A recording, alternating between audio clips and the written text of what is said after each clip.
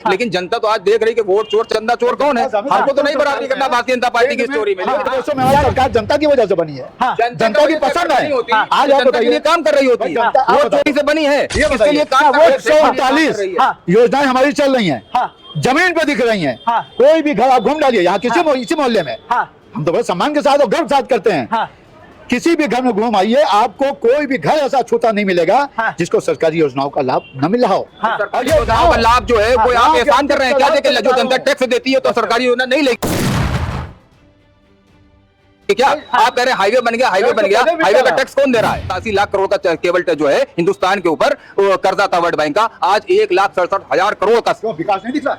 विकास दिख रहा है, भ्रष्टाचार दिख रहा है। विकास नहीं, भ्रष्टाचार दिख रहा है। 13 बिहार का विकास देख लीजिए ना, देश को। क्योंकि सोनम वांगचुक एक ऐसे शख्सियत है जिनको देश नहीं विदेश में भी पुरस्कार मिला, और ऐसे व्यक्ति को आतंकवादी की श्रेणी में ला देते हैं, गिरफ्तारी करके डाल देते हैं। तो इस पर समाजवादी पार्टी का स्टैंड क्या है? सोनम वांगचुक साहब का जो मुद्दा है, भारतीय जनता पार्टी की सरकार कहीं ना कहीं उनसे बेहद डरी हुई है।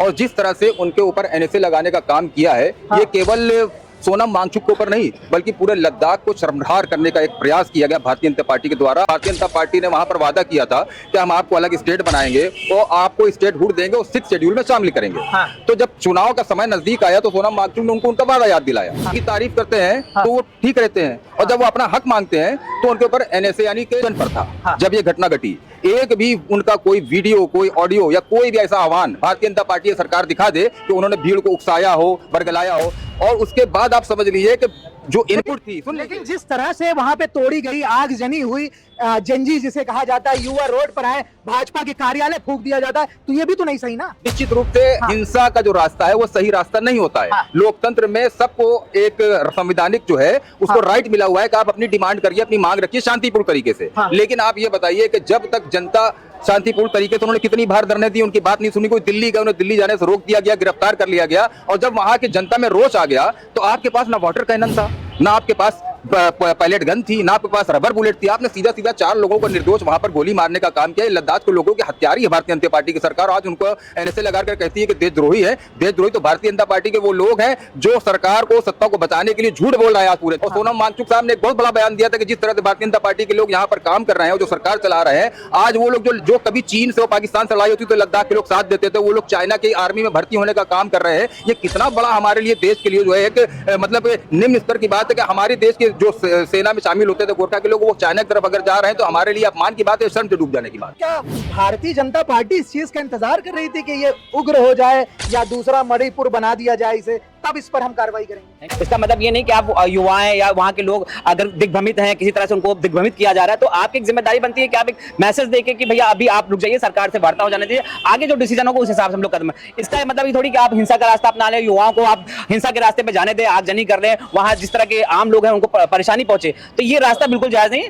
आप सरकार से मांग रखिए, समय लगता है कुछ चीजों, बड़े निर्णय लेने में समय लगता है, आप समय है, अगर सरकार नहीं सुनी आप कोर्ट जाइए, कोर्ट से बात करिए। यहाँ न्याय प्रणाली किस तरह से हमारी काम करती है उस पर विश्वास है सभी भारतीयों को। आपने तो कोर्ट जाने का भी मौका नहीं दिया। एनएसए ऐसी धारा है कि 1 साल तक तो सुनवाई नहीं होती, लेकिन फिर भी सुप्रीम कोर्ट ने इसमें हस्तक्षेप किया और उनकी सुनने के लिए तैयार हो गए। तब इस पे कहीं ना कहीं सरकार के लिए भी करारा तमाचा है उनके चेहरे पे। निश्चित तौर पे कोई बड़ी ऐसी इनपुट रही होगी जिस वजह से एनएसए लगा होगा उनके ऊपर, और उनको पूरा मौका मिलेगा। क्यों? सुप्रीम कोर्ट, अगर हमारी न्याय प्रणाली, अगर सरकार चाहती तो सुप्रीम कोर्ट पे दबाव बनाती इस तरह, तो सरकार का ये कार्य रूप नहीं रहता कि किसी भी तरह से दबाव बना के जो न्याय प्रणाली व्यवस्था है उस पर लोगों को दोषी साबित किया जाए। वो सरकार पूरा मौका देती है काम करने के लिए। तो न्याय प्रणाली में उनको पूरा मौका मिलेगा, अपनी बात रखें, अगर वो निर्दोष है तो बिल्कुल वो बाहर निकलेंगे।